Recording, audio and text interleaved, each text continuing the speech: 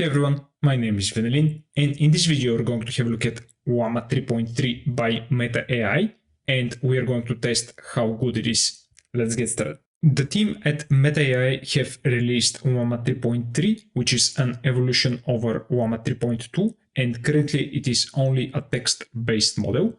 And as you can see in this screenshot on the evaluation metrics here, Llama 3.3 is actually achieving performance that is very close or similar to Llama 3.1, but the 405 billion parameter model.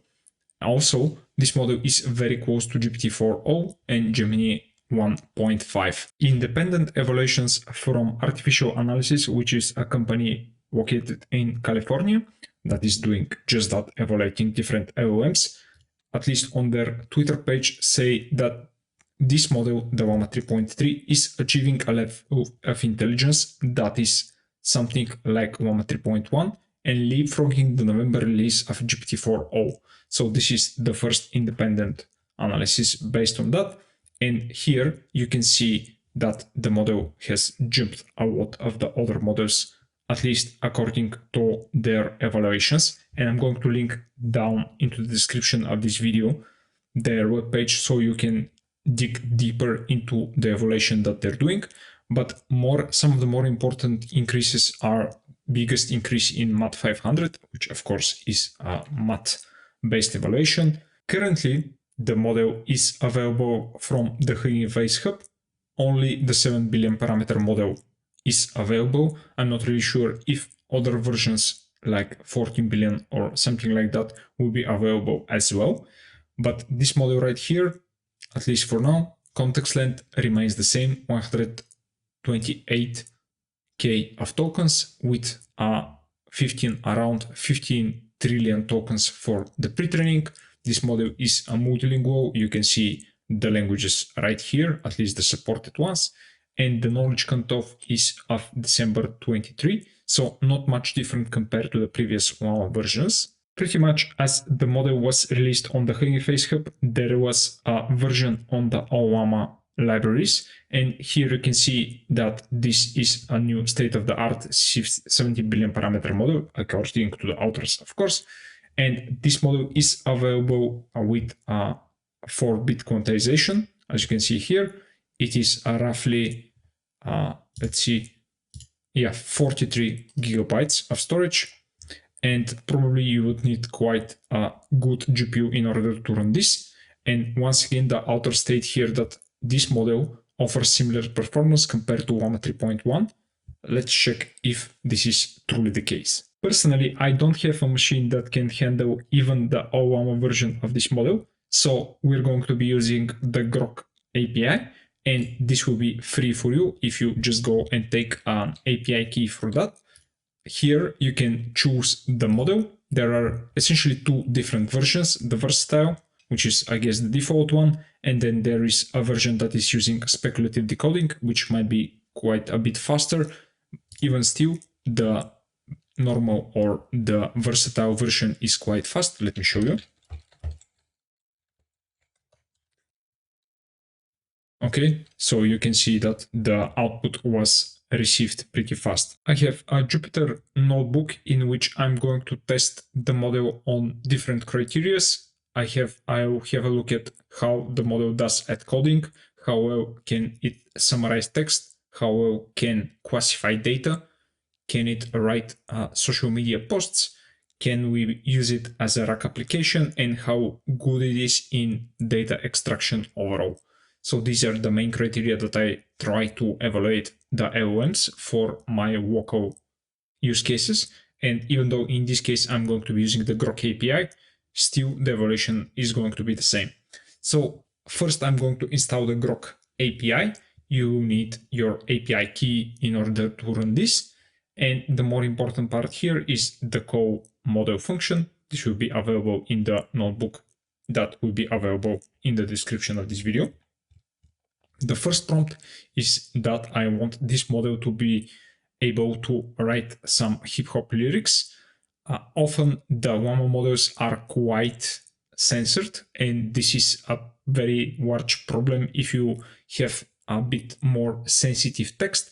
And in this case, I want this to write some 90s hip hop lyrics, and I want the theme to be AI's potential impact on society. So this is the prompt, and this is the song that I got. You can see here. And one important thing is that this was, yeah, let's have a look at this one actually. And you can see that the lyrics are quite good. Yeah, I'm pretty impressed thus far with this model. You can read through the song for yourself. So the first really real use case is the coding prompt, and I like to set this task of generating a dataset in which I want to generate the wealthiest people in each continent. I want this to be a pandas data frame, and I want those to be sorted first by the continent and then from poorest to richest, something that pretty much all of the models that I have tried thus far fail to do. And you can note that the Groq API is amazingly fast compared to everything else. So let's see the response. I'm not going to go through the code. Overall, the code looks quite good, quite well documented. And this is essentially the run of the response. You can see that we have the sorting of the continents on the right hand side, and then for the wealth, which I said that this want to be in millions, we have from poorest to richest actually. So this is the first model. I even have tried the largest Qwen 2.5 to do this on, even though it was slow, it didn't did the task as I'm showing you this right here. So this is the first model, at least of the open ones, that can handle this task. And yeah, the code is actually pretty straightforward. Most of the other models have split the function, the code for the function in two different functions, but this one just put a single function, which is quite all right, I guess. And I would say that the code is quite okay. I would probably refactor it a bit, but even still, it's all right. So for the labeling data, I pretty much have 5 different tweets, which are for malicious code extensions in the VS Code. So it was a bit of a technical tweet. Then migrating everything from the cloud to your own infrastructure. Then we have one for AI replacing doctors ASAP. And then one that is about surrounding yourself with builders, guys or girls that are essentially building stuff around you, so you can be, I guess, more motivated to do that. And then I have a tweet by Tango: you can't focus because your mind, life, and priorities are a mess and you haven't done anything about it. So a bit more philosophical tweet. And these are the classes that I want these tweets to be passed in. And I'm going to pass the tweets to the model. Again, this is extremely fast thanks to the Groq API. And then let's see the responses actually. So this is again the first model that I'm pretty close to perfect labeling. Probably here about the health, I wouldn't be so sure that the tone, yeah, not really sure that this tone here again is negative. The health one, the topic, yeah, technology, health, not really sure. Let's see what we got here. Yeah, we had technology and health.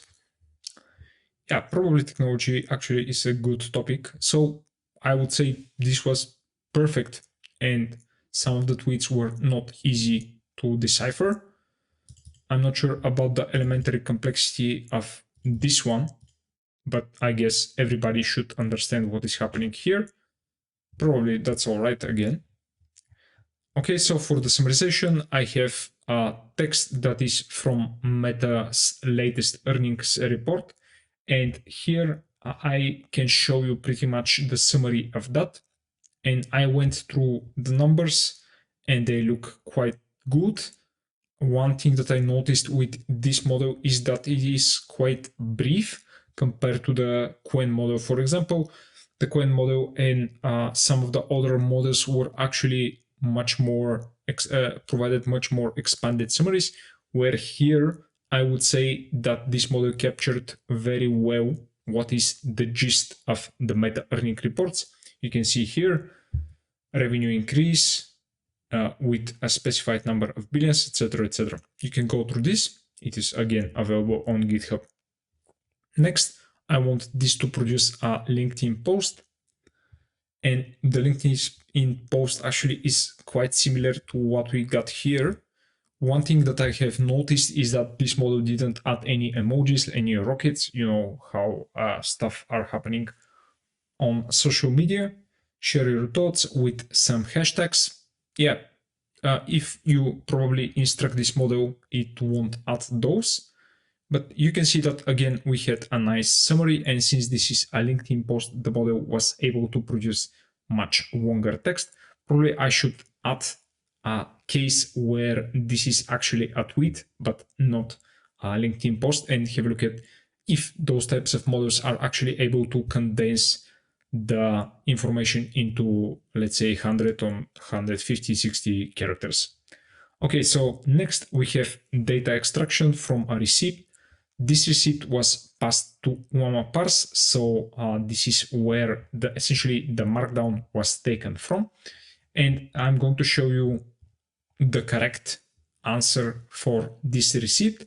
And these are the extracted versions of the items. And first you can see that the quantities were correct in the extractions, which again is the first model that it did that. But here it's a bit of a gray area since this is an assumption. But in this case, this assumption was correct. It didn't extract the seconds since I wanted this to be hours and minutes. So I would say that I actually need to reduce this to hours and minutes only to be correct. But everything else was pretty much perfect. Payment method US debit card. I would probably stick to just debit card, but I would say this is a very nice response. Next, I'm going to be asking about the meta earning reports again, but here I'm going to be setting up a RAG application. What is the founder of the company's most proud of? And this is a citation that I took from the meta earnings, at least something that I want the model to specify. The new version of Meta AI with Llama 3 is another step towards building the world's leading AI. But still note that this is a somewhat of a misleading question. And let's see the response. The text does not explicitly state the founder of the company, Mark Zuckerberg, is most proud of, which is correct. Very good, at least for now.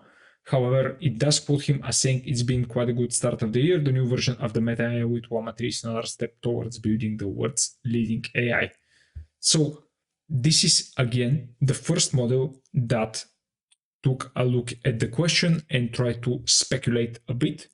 At least in my opinion, in this case, a very good speculation on what might be the most important innovation or step forward for Meta. And again, this is very nice response, at least in my opinion. Next, I'm going to ask what is the expected tax rate for 2024. Again, none of the models were able to give me something like this, which is essentially a quote from the text again. We expect 2024 tax rate to be in mid-teens. And let's see the response. The expected tax rate is stated in the CFO Outlook commentary section in the mid-teens, provided there are no changes to the tax landscape. Again, exactly correct. I'm pretty impressed with Llama 3.3, I'm not gonna lie. Next, here is something that I want to extract a table information from the same earnings report.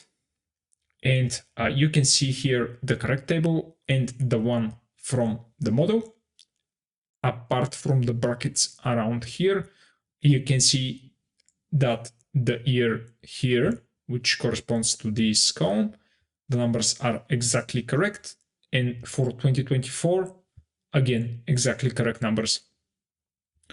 And it says that this information is directly obtained from the condensed consolidated statements of cash flows.